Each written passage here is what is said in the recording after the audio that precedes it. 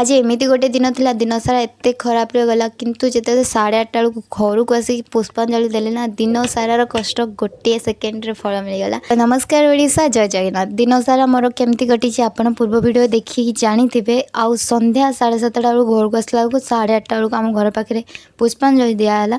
तो पुष्पांजलि देकी मु भोग नहीं के घर को जाऊे आम बालकोनी माँ को भी देखी दियो। आम साईर बहुत बड़ मूर्ति बनई थर।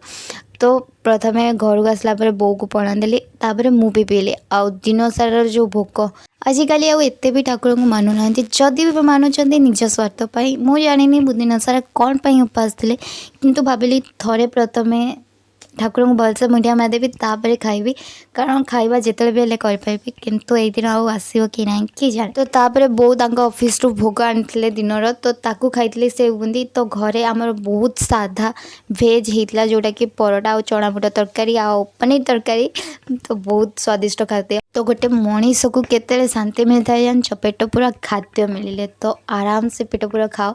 तो कष्ट कर पैसा कमाओ निज घरे बसी आराम से खाओ ताठू बड़ शांति आ दुनिया रे कोठ भी मिलबनी। तो ठाकुर सूता बांधला ठाकुर पूजा शेष होची तो आम देखा विसर्जन।